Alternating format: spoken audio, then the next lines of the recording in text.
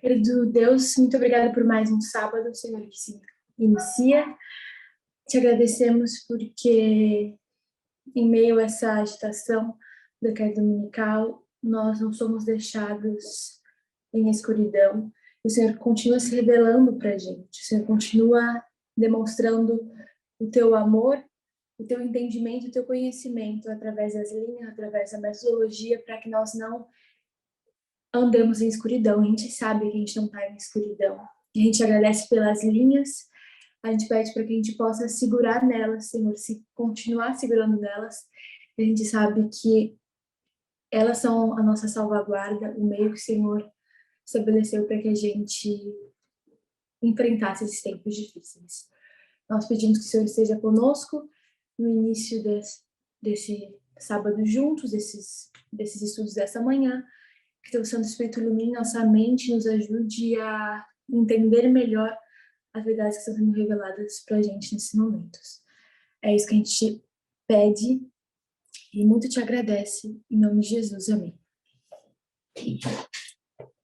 Então, para aqueles que já viram o título do estudo, talvez imaginem um pouco sobre o que a gente vai falar hoje. E para aqueles que não viram, a gente vai falar um pouco, algumas coisas relacionadas ao último sábado, que foi uma campal. A gente estava um tempinho sem ter campal, tivemos uma campal bem importante, bem interessante, com o ancião Parminder e a anciã Terry. Enfim, foram estudos muito interessantes. Hoje a gente vai estar falando um pouco sobre o estudo do Parminder, que foi um estudo revelador e que nos trouxe respostas, começou a abrir respostas para perguntas que nós tínhamos desde os últimos anos, em especial em 2021, assim, com o final da nossa dispensação como sacerdote. Eram perguntas recorrentes, e ele trouxe algumas sugestões para responder essas perguntas. Mas eu queria, nesse estudo, que a gente tivesse aquela participação legal, que gostaria que vocês participassem, fazer algumas perguntas, também quem quiser comentar. Pode abrir o microfone e pedir para falar. Eu acho que eu não vou estar conseguindo ver porque eu vou estar aberta nas minhas notas, então eu não vou estar vendo mãos levantadas e nem comentários, então eu pediria que aqueles que pudessem abram o microfone, peçam permissão para falar e falem, quando tiverem comentário, ou em relação às, abram para responder as perguntas que eu vou estar fazendo, que vou fazer. A primeira delas é sobre o estudo Parminder. Eu imagino que a maioria de nós já deve ter visto, Estávamos com saudade de ter uma campanha que eu acho que a gente aproveitou. E já faz uma semana, eu imagino que eles não puderam, a maioria teve algum tempo para conseguir rever ou ver esses estudos por primeira vez. E eu gostaria que aqueles que viram, que imagino que tenha, espero que tenha sido a maioria, digam o que para vocês chamou a atenção nesse estudo do Parminder. Qual que foi a nota, assim, que diferencial, aquilo que enfim, que chamou a atenção para vocês?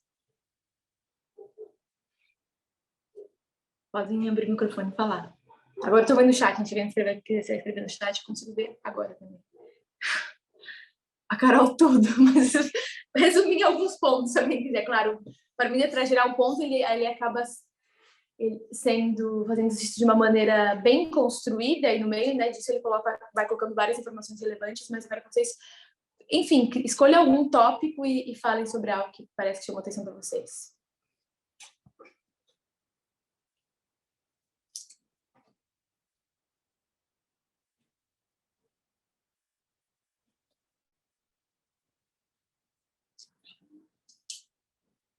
Ninguém? Vou chamar no chat. Carol, tu que falou tudo. Fala um ponto pra gente aí. Um ponto dentro desse tudo.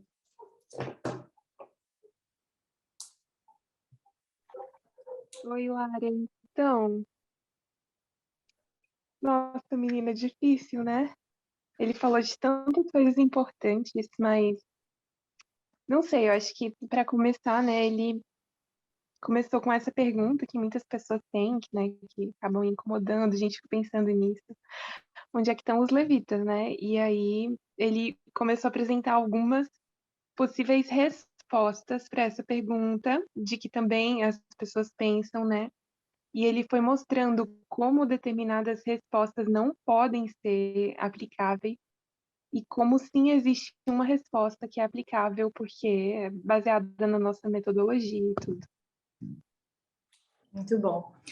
Obrigada, Carol. Então, se alguém mais quiser falar, mas a Carol basicamente trouxe um dos pontos que foi central no estudo, que é em relação de onde estariam os levitas, qual seria esse trabalho a ser feito pelos levitas. E o Parminder, como ele às vezes tem o hábito de fazer, ele desconstruiu pensamentos que nós costumávamos ter. Eu já vou chegar no início do nosso estudo com a conclusão que ele trouxe, porque eu acho que, como eu falei, eu imagino que a maioria tenha visto, e se não viu, os estudos estão aí, estão construídos de uma maneira bem clara, porque eu quero que a gente reflita um pouco sobre isso, sobre a nossa reação frente a essas verdades que tendem a ser impactantes e que chocam de alguma forma com nossos pontos de vista anteriores.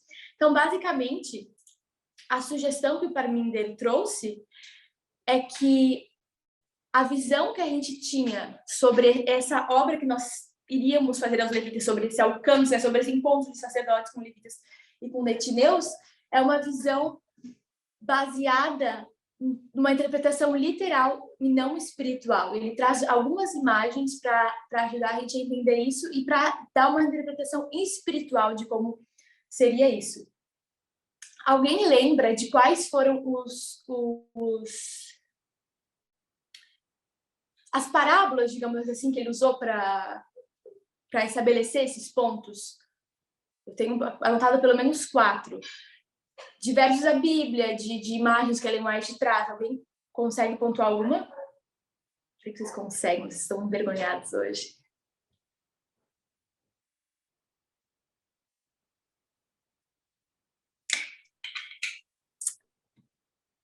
Ninguém? Olá, ninguém falar, eu vou falar.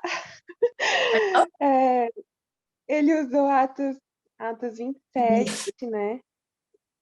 Exatamente. Ele usou Daniel 2, e ele fez alguns comentários sobre o grande conflito. Isso. Ali com strike. O que falou? Grande conflito o quê? De trás? Não, da linguagem que Ellen White usa com respeito a... Então, eu vou colocar aqui Atos 27, Daniel 2. Ele nos guiou também para, eu acho que é, deixa eu ver, tenho que anotar aqui, 1 Reis 18 e 19. Um pouquinho. É 1 Reis 18 e 19, que foi a história de Elias.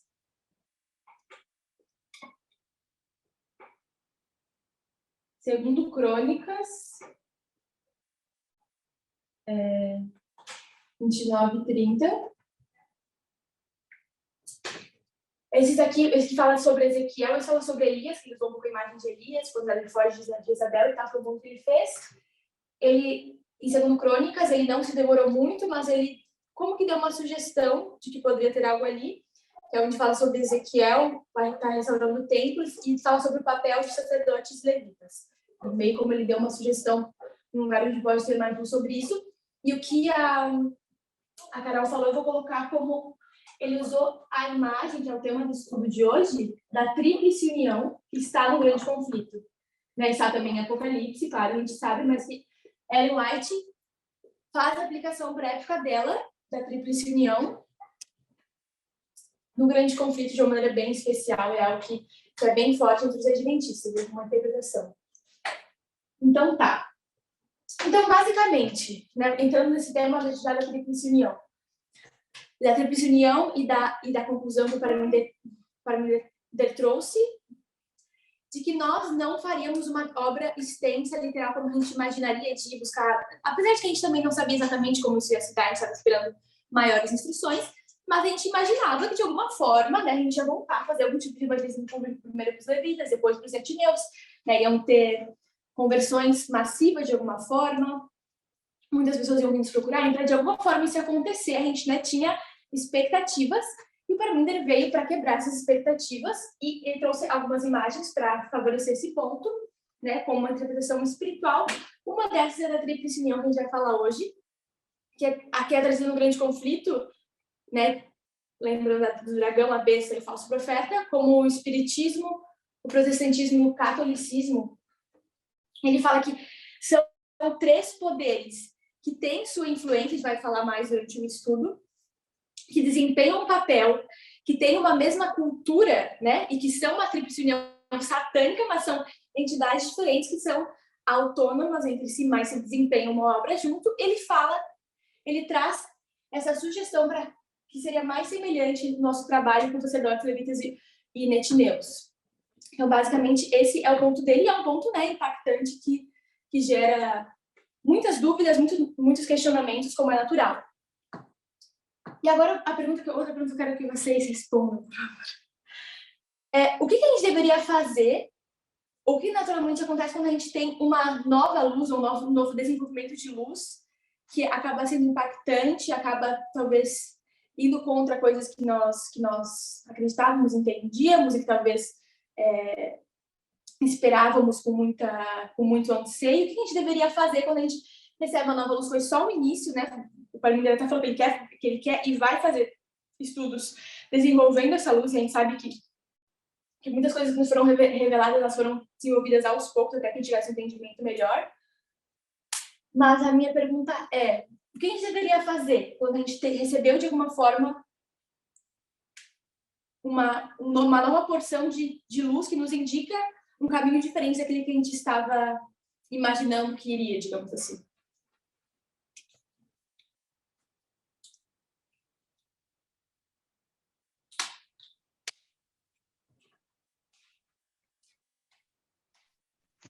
Oi, Lara. Bom dia. Bom dia. Então, eu acho que a gente já tem bastante experiência nesse particular, né? Porque a gente já teve muitos conceitos que a gente considerava como certeza absoluta e que foram desmistificados e, né, quebrados pelo ancião Parminder. Eu me lembro bem também um ponto que foi bem, né, assim, bem complicado dentro do movimento, aquela questão do último presidente, Donald Trump. E eu lembro bem que a gente precisou apenas ter paciência, estudar aquilo que já estava revelado e aguardar, porque Deus ele vai revelando a luz e a gente não vai se decepcionar, né? Muito obrigada, Gi.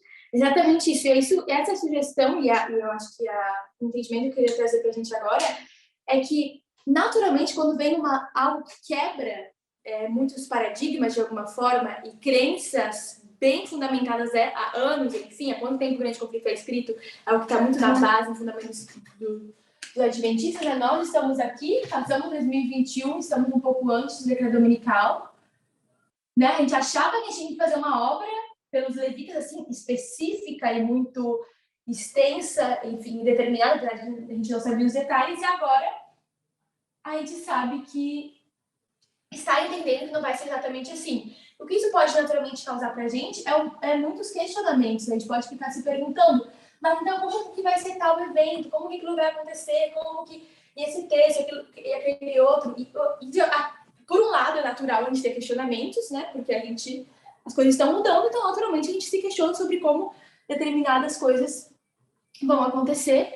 Mas o mais seguro que a gente tem que fazer agora é não só ficar nesses questionamentos ou às vezes a gente começa a tirar conclusões, não quer dizer que agora a gente vai fazer tal coisa, ou a gente está liberado para isso, ou a gente tirar tanto questionamentos quanto conclusões precipitadas ou criar expectativas muito altas.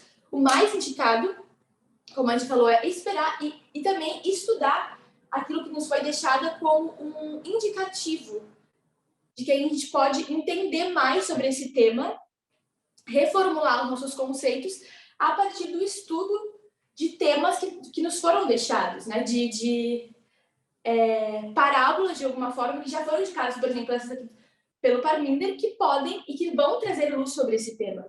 Então, hoje a gente vai fazer isso um pouco sobre a questão da tríplice união. Mas isso é algo que nós devemos fazer nos nossos estudos pessoais também. A gente realmente e olhar o que aquela parábola quer dizer. Será que eu estou interpretando? Será que a gente estava acostumado a interpretar certos elementos de maneira concreta? Qual que era a minha visão antes, lá quando eu era conservador?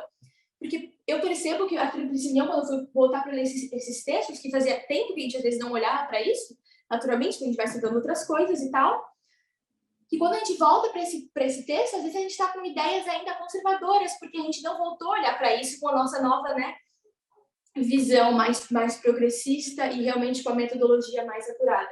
Então, é muito válido a gente olhar para isso e, ao invés de só ficar conjecturando, fazendo observações, imaginando, criando expectativas, que, como eu falei, pode ser natural até certo ponto, a gente tem que ir para as verdades que nos foram reveladas e para o caminho que foi indicado para entender conforme a luz for se desenvolvendo, a gente vai entendendo melhor. Um outro tema que me veio à mente, a gente já comentou sobre o último presidente, que me veio à mente nesse assunto, que quebrou muitos paradigmas, foi a questão do decreto dominical. Quando a gente entendeu que não haveria mais decreto dominical literal, mas ao mesmo tempo não veio na hora o que seria o decreto dominical. Foi um desenvolvimento de luz e foi algo que quebrou muitos, né, conceitos que nós tínhamos bem formulados e o adventismo tem, né, há quase 200 anos, muito claro que vai ser um decreto dominical. Ainda não tem evidências, né, de que isso vai acontecer no tempo que a gente vive, ainda assim é algo muito sustentado e fundamentado. E a gente, quando a gente chegou a gente estava aqui, né, acho que era 2019, quando nos foi apontado o decreto dominical, que não seria literal, naturalmente surgiram muitos questionamentos, a gente poderia tirar várias conclusões enfim, desenvolver uma expectativa determinada, quando o que seria mais saudável para a gente fazer é a gente olhar as evidências que nos foram dadas. Naquele período, a gente estava estudando sobre 1850, como a escravidão, 1888, como a questão do domingo, diretamente. E então, a gente foi para os primeiros escritos, depois do grande conflito, a gente viu esse padrão, essa mudança, e essa foi a primeira imagem que nos foi trazida. Só depois, acho que na Alemanha, que a Tess falou mais claramente, ele estabeleceu a linha de restauração, que coloca que o decreto dominical, né, oficial, que vai para ser no domingo, ele vai ser relacionado ao sexismo, né, no nosso tempo, e colocando evidência para isso. Então, a gente não chegou numa nova luz com a mensagem completamente pronta, desde o início, tudo bem desenvolvido. Primeiro, a gente foi levado à metodologia, a entender uma leitura dispensacional, entender que a escravidão já foi um teste para o povo minerita ali um pouco antes, nesse período, na verdade, e depois teve o teste do domingo, depois teve o teste, o nosso teste também é dispensacional e é relacionado ao sexismo, dentro da linha de restauração. Então, só depois que a gente estabeleceu alguns passos é que mais luz é revelada, e é assim que a mensagem progride. E eu falo isso para que a gente possa entender que, para a gente realmente entender esse terceiro passo que chega e que estabelece que o decreto dominical vai ser em relação ao sexismo, né? É uma visão que vem se desenvolvendo desde 2019, com o tempo, a gente está entendendo mais como as coisas funcionam, a gente consegue olhar para isso melhor. Para a gente entender isso melhor, a gente deveria ver a luz que veio primeiro, ou desenvolver essa mensagem que veio primeiro, e entender bem essa lógica. A gente entendendo bem essa lógica, buscando olhar para isso, buscando ver o sentido que essa parábola, digamos assim, que esse desenvolvimento de luz tem, fica mais fácil que a gente entenda um desenvolvimento mais completo da luz.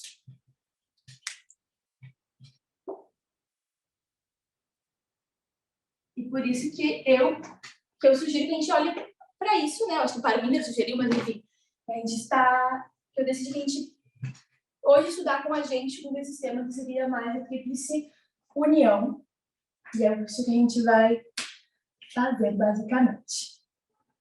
Antes de começar esse tema, eu queria que a gente fosse para outro termo que foi trazido nesse estudo do Parminder, que é o termo da agitação. A gente está vivendo esse período de agitação do decreto dominical. Eu queria que alguém falasse, já leu o texto sobre isso, mas eu queria que alguém falasse para a gente o que seria essa agitação antes do decreto dominical.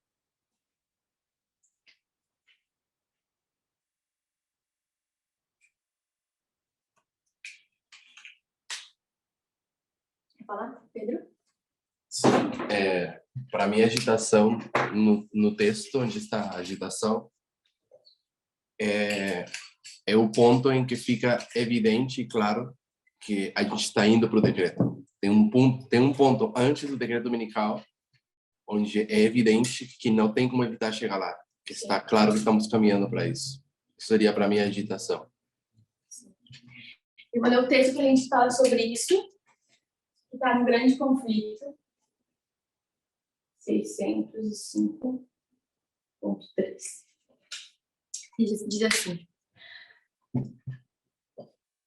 até aqui, os que apresentavam as verdades da mensagem do terceiro anjo foram muitas vezes considerados como simples alarmistas. Suas predições de que a intolerância religiosa alcançaria predomínio nos Estados Unidos, de que a igreja e o Estado se uniriam para perseguir os que guardam os mandamentos de Deus, foram declaradas sem fundamento e absurdas. Afirmou-se confiantemente que esse país jamais se poderia tornar outro que não que tem sido defensor da liberdade religiosa.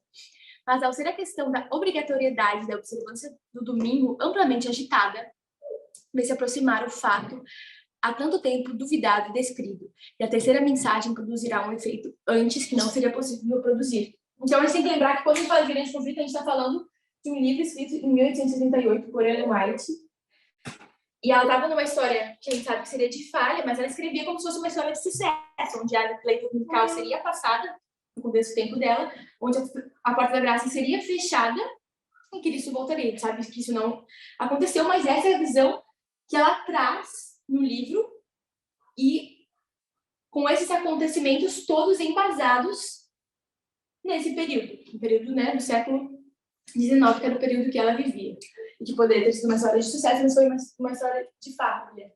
Então, nesse período, a gente sabe que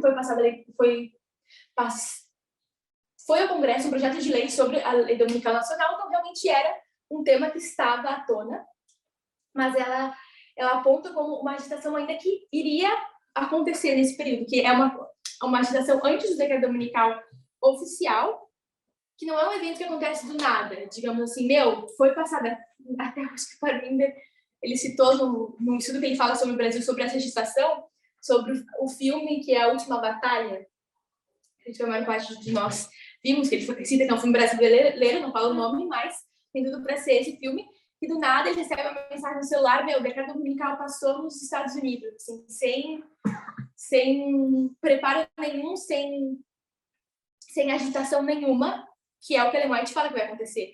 Antes do decreto dominical vir à tona, acontece uma agitação, esse tema é agitado, as pessoas começam a discutir sobre, começam a ver conflitos em relação a isso. Então, isso já nos dá um indicativo de que não terá uma lei dominical. Se tivesse, né, uma lei dominical nessa geração, com certeza ia demorar muito para acontecer. Assim, uma visão de adventista fechada, porque esse tema não está nada agitado, não tem nenhuma tendência de ser agitado na sociedade. Já o tema que a gente entende como o nosso teste, que é o sexismo, ele está amplamente agitado, e essa agitação que o Parminder fala que pode ser vista, e que agora a gente está num período em que as pessoas não é só um grupo que está consciente sobre isso, tentando alertar outras pessoas, as pessoas acham que é um exagero. É um tema em que toda a sociedade está envolvida e está podendo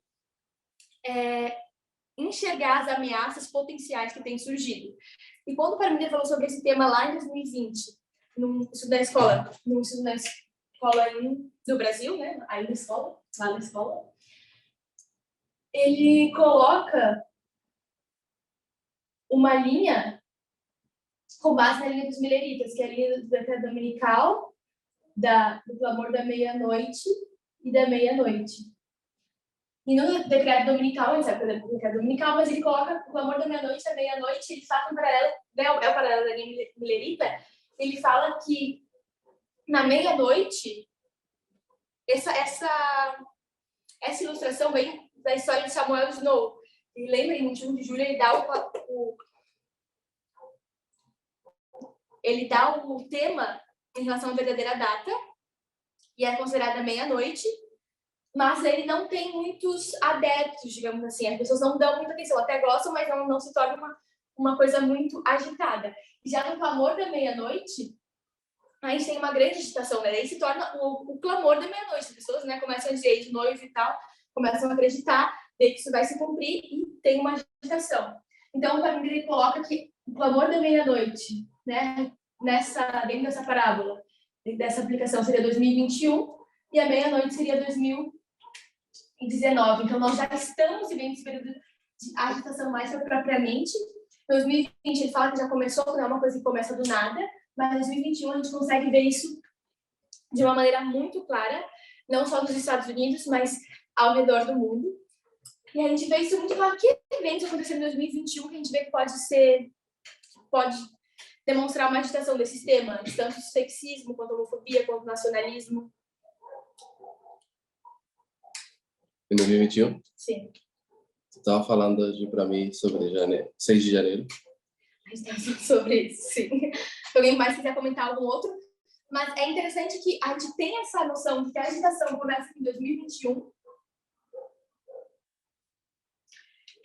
E logo em 6 de janeiro de 2021, a gente já tem um evento que muitos jornalistas, que a gente entende que eles fazem parte dessa agitação, eles que Profetizaram. E profetizaram o quê? Termina a frase. Não, que no vídeo do Parmenta eu lembro que ele pega a citação e diz algo assim, tipo, esses jornalistas são as pessoas que estavam falando um evento descrito. E Sim. quando finalmente chega a agitação, as pessoas falam, meu, já realmente estamos indo para lá. Então, o Parmenta, nesse estudo, ele fala, nesse estudo de 2020, ele fala que pode acontecer, né? Já tinham jornalistas e ele se une a essa reflexão do que poderia acontecer em 2021 se no ano eleitoral, 2020, o Trump perde. Então, já existia essa expectativa anterior, mas que talvez não teria tantos adeptos que realmente acreditassem que o Trump poderia incentivar esse tipo de coisa que aconteceu em 2021, que foi um exemplo muito forte de não só de nacionalismo, mas de supremacia masculina, a gente sabe, de representantes de teorias de conspiração, de fake news que estavam lá naquele lugar, que promovem teorias de conspiração, que promovem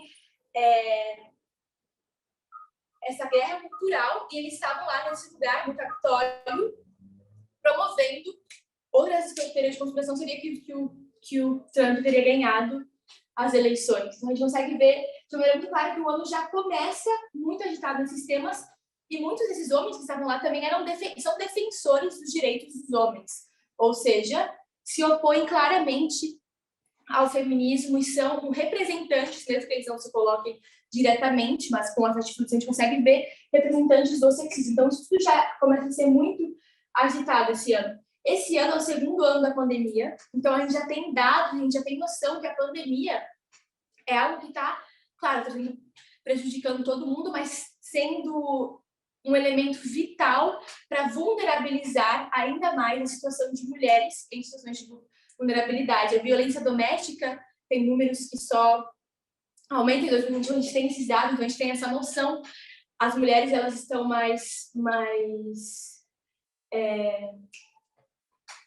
esqueci a palavra em si, mas sofreram mais com o desemprego da pandemia, sofreram, além da violência doméstica, enfim, se tornaram mais pobres com a pandemia, se aproximaram da linha da pobreza, e tudo isso em 2021 pode ser visto, pode ser ir para os jornais, para os periódicos, enfim, então é algo que também ajuda a agitar esse tema. 2021 também é o ano que o Talibã volta ao poder no Afeganistão, e a gente sabe que as mulheres são aquelas que mais sofrem, que mais vão ter seus direitos retrocedendo nesse país, nessa situação, e é algo que chama a atenção de todo mundo, e é algo que defensores dos direitos humanos falam muito. Então, são temas que são muito agitados, além da questão do Rei do Sul, que é quando o Putin começa a colocar as tropas na fronteira da Ucrânia, começa a ver que ele realmente está caminhando para esse potencial. Ou seja, muito do que foi falado antes, tanto pela gente que já enxergava muitas dessas coisas, já passou a enxergar, em especial a mensagem de igualdade, quanto os periodistas, né, que a gente tem que são profetas, os netineus, eles já estavam apontando, em 2021, se tornou e tomou um caráter mundial. E o mundo todo, vocês conseguem perceber que esses temas estão sendo agitados, esses temas estão num ponto crítico. Qual que é a importância dessa agitação? É porque essa agitação, ela, de alguma forma, deixa clara essa tríplice união.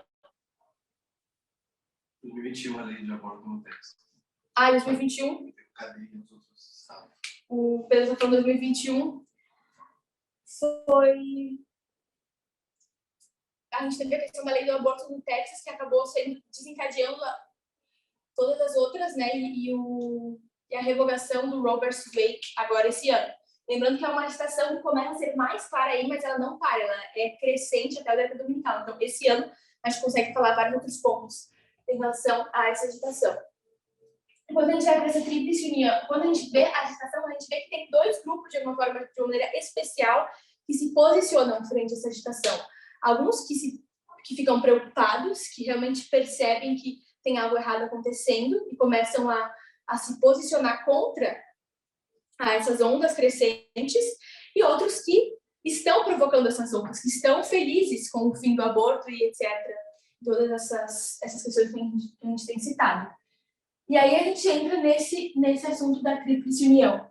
Eu já falei aqui, mas qual seria essa tríplice união? Se alguém falasse.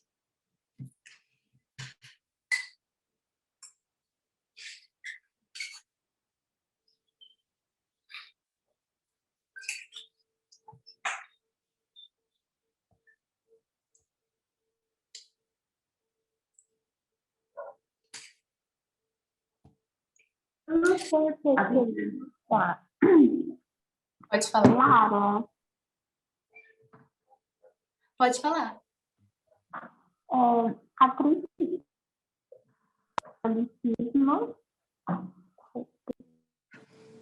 O catolicismo.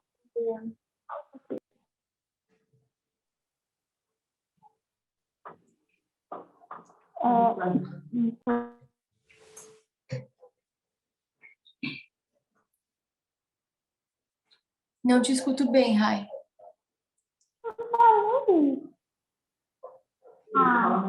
Perdão, o espiritualismo.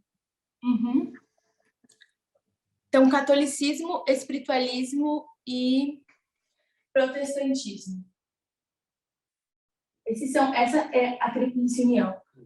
Mas essa é a tríplice união satânica, porque a gente consegue entender por comparação e contraste que nós, como sacerdotes, levitas e netineus, também somos uma tríplice união. Somos uma tríplice união que favorece os princípios e que luta pela cultura do reino de Deus, em oposição à tríplice união satânica.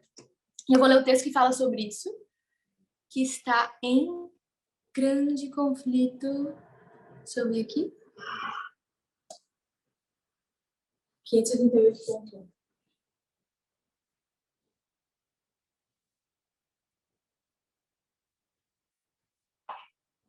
Ele diz assim: mediante os dois grandes erros, a imortalidade da alma e a santidade do domingo, Satanás é de enredar o povo em suas malhas, enquanto o primeiro lança o fundamento do espiritismo, o último cria um laço de simpatia com Roma.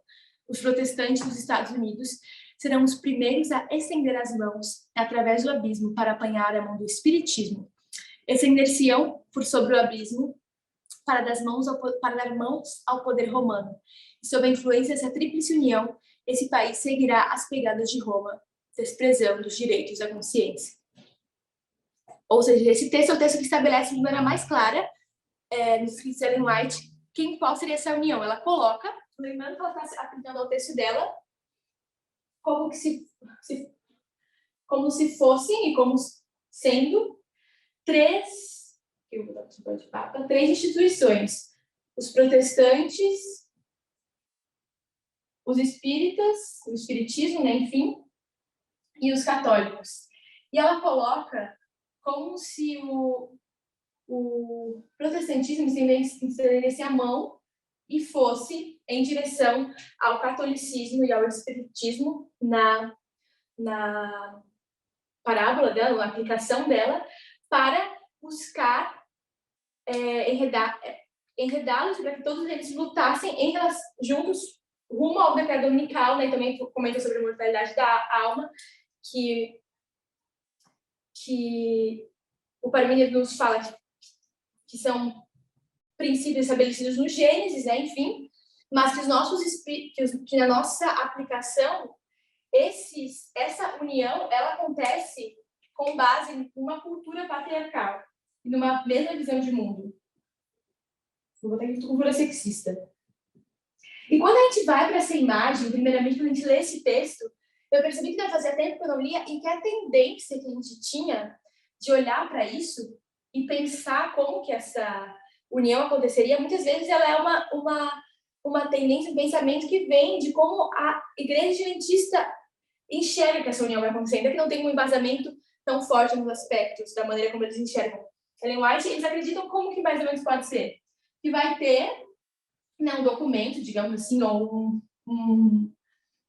uma conformação em que eles vão falar, olha, a gente vai ser contra o aborto, a gente vai ser contra o casamento gay, né, agora tá aplicando pra gente, e a gente vai ser a favor da submissão, o homem tem que ser o cabeça e tal.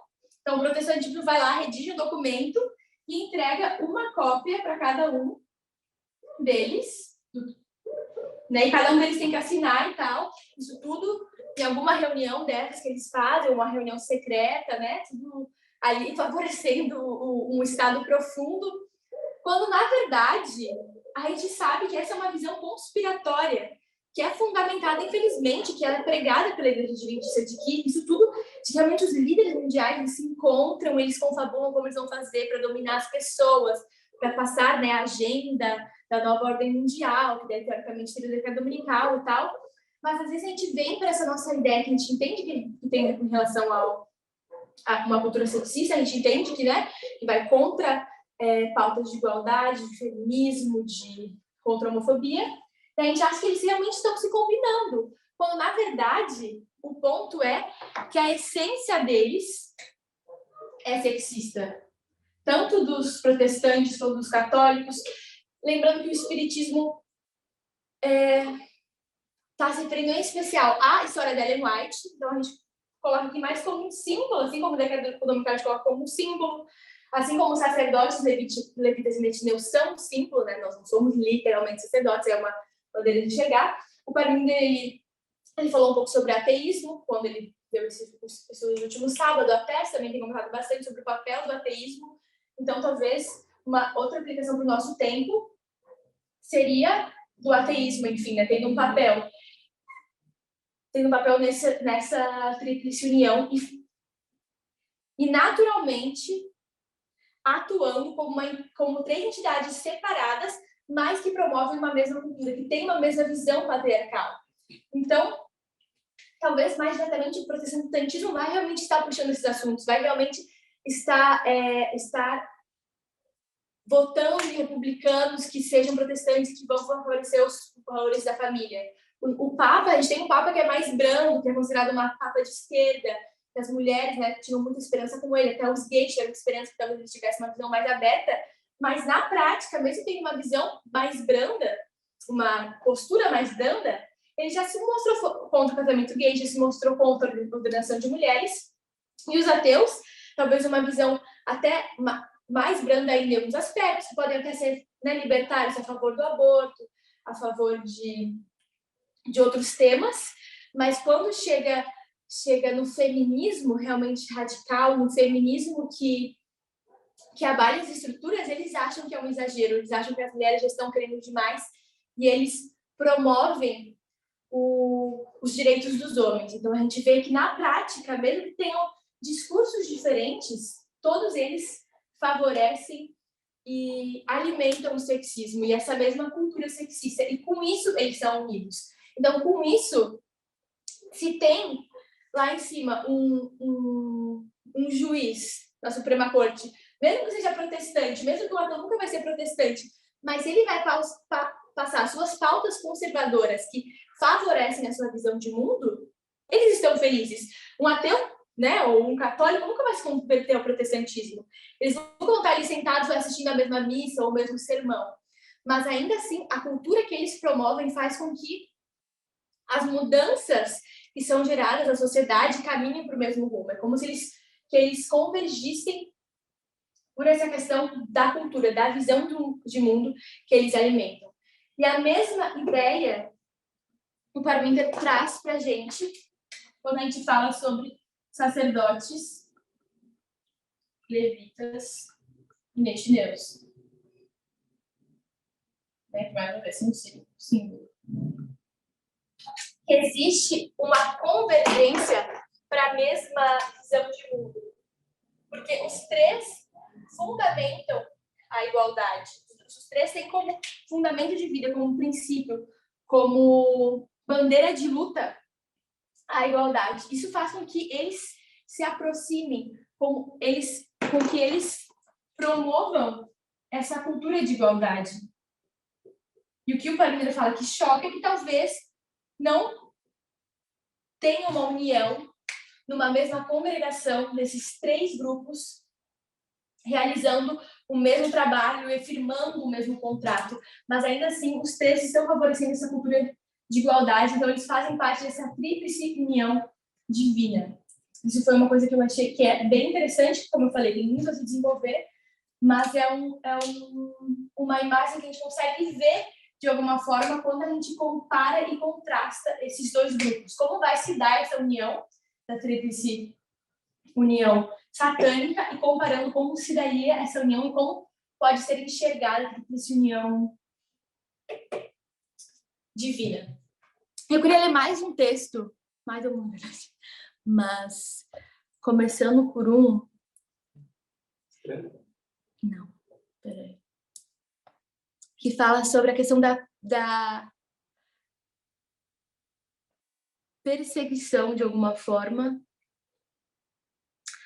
das pessoas que estão defendendo os princípios do reino de Deus. Daqui a White vai falar como defendendo o sábado, mas a gente sabe que a gente aplica isso pra gente. Então, mais ou menos eu vou ler um texto que fala sobre esses princípios, que também está no Grande Conflito, 591 em diante. Esse capítulo inteiro tem vários textos que falam sobre isso. Mas eu vou ler um pouquinho pra gente. Fala assim: os que honram o sábado bíblico serão denunciados como inimigos da lei e da ordem, como que a derribar as restrições morais da sociedade, causando anarquia e corrupção e atraindo o juízo de Deus sobre a terra. Declarar-se-á que seus conscienciosos escrúpulos são teimosia, obstinação e desdém à autoridade. Serão acusados de deslealdade para com o governo. Ministros que negam a obrigação da lei divina apresentarão do púlpito o dever de prestar obediência às autoridades civis, como ordenadas de Deus. Nas assembleias legislativas e tribunais de justiça, os observadores dos mandamentos serão caluniados e condenados. Dar-se-á um falso colorido às suas palavras e a pior interpretação dada aos seus intuitos. Agora, aplicando como os defensores da igualdade, né, e do feminismo, que cada vez mais se torna e caminha para o radical, para cada um desses grupos, como sendo considerados aqueles que trazem a corrupção para a sociedade e aqueles que trazem os males que estão na sociedade. E eles são olhados como um todo, porque para eles não importa se você é um defensor do casamento gay adventista, se você faz parte do movimento ou se você é um netineu. O casamento gay é a destruição da sociedade, então se você defende isso, não importa se você para qual bandeira, digamos assim, ou para qual movimento você, não se você é ateu, se você, como eu falei, é adventista ou de que religião você é, mas você defende algo que traz o mal da sociedade. Então, essa perseguição e essa visão, né, que esse grupo tem assim, é vice-versa. Assim como eles nos enxergam como um problema, e esse problema é geral, não é específico se você é netinho, sacerdote ou levita, nós também enxergamos eles todos como um problema. Não importa se você é protestante, católico, espírita ou ateu, enfim. O problema é a cultura, é a mesma coisa que acontece. E eu vou ler uma prova disso, uma prova de que isso de alguma forma já começou e tem essa tendência, com um trecho de uma reportagem em relação aos assassinatos em massa que tem acontecido nos Estados Unidos. Eu pesquisei, parece que esse ano já houveram mais de 500 assassinatos em massa. Isso dá mais de um assassinato em massa por dia. Ainda que tenham vezes que não morra ninguém, só ficam feridas, não deixa de ser essa, né, considerado uma tentativa de assassinato em massa e um assassinato, né, um machote, como eles dizem. shooting, enfim.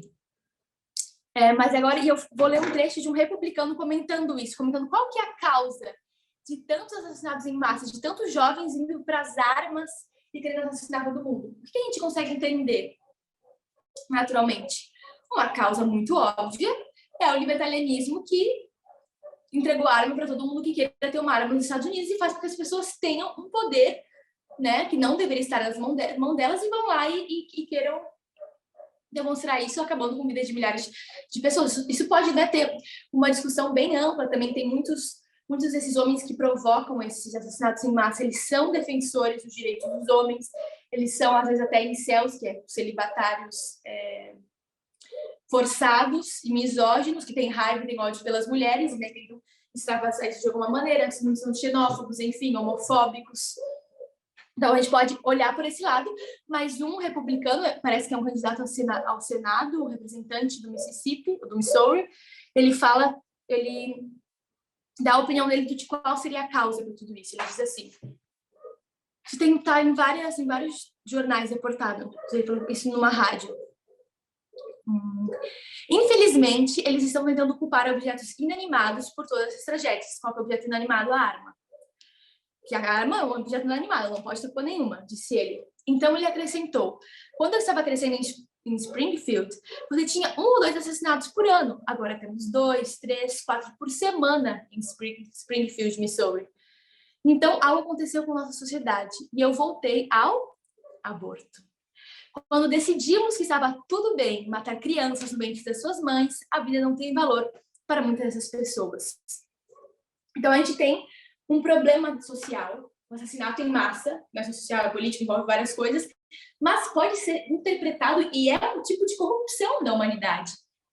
E qual que é considerada a causa dessa corrupção, né, da sociedade, que causa tanto sofrimento, mortes, enfim? Por republicanos, né, ele é um em potencial, mas qual que é a tendência deles enxergarem que é a causa? É o aborto. Então, o problema disso é diretamente ligado a que a gente não valoriza mais a vida. Então, o aborto é um problema. Né? O direito das mulheres é um problema. E se você é um defensor do aborto, como eu falei, não importa se você é um levita, se você é um sacerdote, o Netanyahu que nem se conhece, nem sabe da existência um do outro, né? Porque nós sabemos da existência dele, mas eles mal conhecem a nossa existência. Você é uma ameaça e você deve ser combatido e você faz parte de um mesmo grupo, porque você defende a mesma cultura. Então, a gente consegue ver dessa maneira que, assim como a gente enxerga eles como um todo, a gente vai ser e pode ser, e já é, de alguma forma, enxergado como um todo pelas pautas que a gente defende e por aquilo que está na essência de cada um desses grupos. Então, basicamente, essa é a ideia que eu queria trazer para a gente pudesse enxergar só a partir dessa visão, dessa parábola da cristianião, considerando que tem outros incentivos que a gente, né, possa estar pesquisando isso durante essas semanas, para realmente reforçar esses temas, para entender o que essas parábolas podem nos dizer, e para estar mais prontos para o desenvolvimento dessa luz, quem sabe que tem muita coisa para ser esclarecida e que será esclarecida. E eu vou ler só um último. Pode falar, por favor. Eu posso dizer uma coisa. Alta Paminda também, ele disse que tinha 2 profetas. Elas nós e os jornalistas, sabes, as nossas informações certas. Então, com toda essa agitação, também nós conseguimos ver também aonde nós estamos indo para a lei dominical, não é?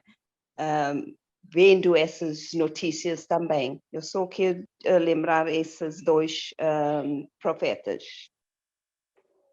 Justamente. Muito obrigada. Exatamente. Então, são grupos diferentes, né? Os netanyahu nem sequer sabem da nossa existência, mas eles são profetas e nós também somos profetas e fazemos o nosso papel. E esses 2 profetas, eles têm que trabalhar conjuntamente, né? Lutar por essa mesma cultura de igualdade e eles se sobrepõem, né? Isso é interessante quando uma tarefa que se sobrepõe e que soma, as forças são somadas, né? E uma coisa que eu também achei interessante, que eu tinha falado antes, mas que fala que o protestantismo ele estende as mãos, né, em rumo ao catolicismo e ao espiritismo para formar essa cristianião. E é interessante que essas linhas se sobrepõem, e as linhas, não sei se vocês devem lembrar, que a tese ela faz a aplicação de que as linhas são a mão direita de Deus, né, que é um salmo, se eu não me engano, são a mão direita de Deus, são 5 marcos, né, a nossa linha de agricultura básica, com as 4 dispensações entre eles. Então, de alguma forma, essas mãos também se encontram, né? Então, assim como o protestantismo estende a mão e eles se dão as mãos, as nossas mãos nas linhas guiadas por Deus também têm um encontro, também convergem, se sobrepõem, né, para somar forças. E o último texto que eu vou ler para a gente está em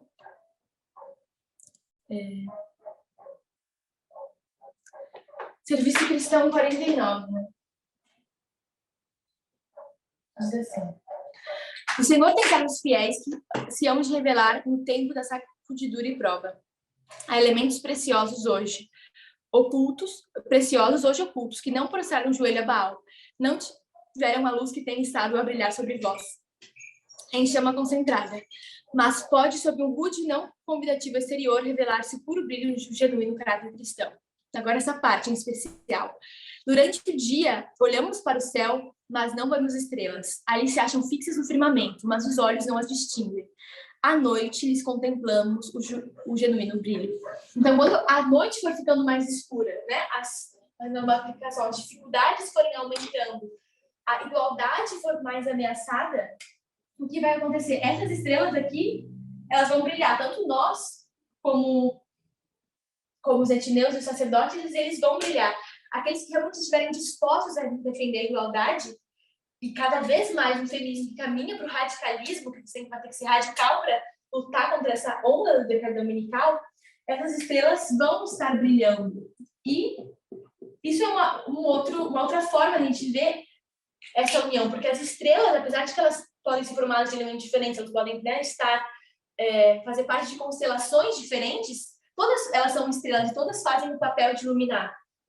E isso pode ser visto de alguma forma também nesses grupos, de que conforme a noite vai ficando mais escura, a gente consegue ver essa tríplice, né, união divina brilhando, desempenhando o seu papel e realmente levantando uma cultura que a gente sabe que mais que uma cultura de igualdade é a cultura de restauração, né, que Deus está tentando promover na história da humanidade, na história da Terra. E nós fazemos parte desse papel. Então, ao invés de ficar questionando, mas agora será que vai ser assim, que vai ser aquele outro e tal?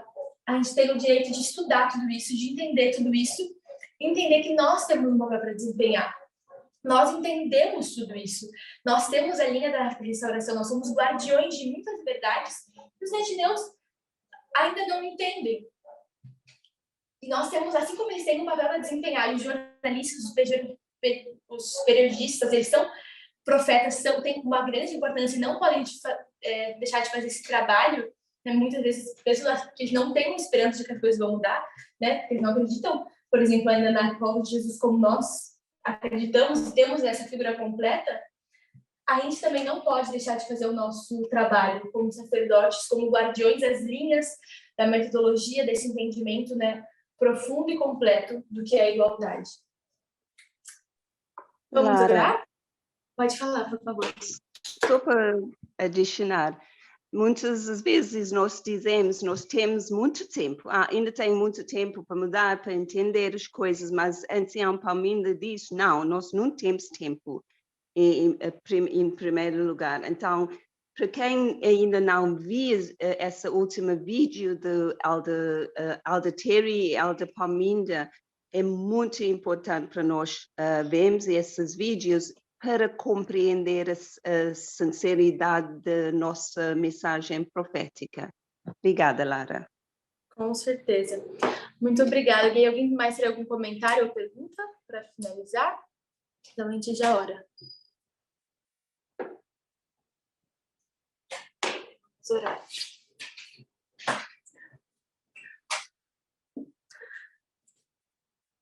Deus de amor, a gente te agradece porque a gente sabe que os tempos estão ficando escuros, nos falta pouco tempo, mas a luz que o Senhor nos dá ela não para de brilhar. A gente sabe que ela vai brilhar mais e mais até ser o dia perfeito. Nos ajude a nos apegar a essa luz, a realmente buscar entender as parábolas, as histórias que o Senhor nos deixou escondidas na inspiração, mas também não deixar de olhar e valorizar com o devido valor os profetas que o Senhor deixou para esse tempo, que nos ajudam a compreender o que está passando debaixo de nossos olhos nas cenas finais da história da Terra. Nos ajude a sermos coerentes com as verdades que o Senhor nos dá e sabermos valorizar essa luz tão preciosa que o Senhor nos deixou e que o Senhor continua abrindo para a gente. A gente pede em especial também pelos nossos líderes, pelos nossos anciões, pela nossa querida anciã Ted, também pelo Parmínio, que o Senhor esteja direcionando a vida, a mente deles, e a cada um de nós nesse movimento, para que a gente possa assumir a postura que nos pertence nessas cenas tão importantes. A gente muito te agradece pela oportunidade de começar a entender melhor alguns desses pontos, além de todos os outros que a gente já tem a obrigação de estar bem firmado e fundamentado. A gente pede também pelo próximo estudo que teremos e pelo um sábado abençoado na tua companhia. Em nome de Jesus. Amém.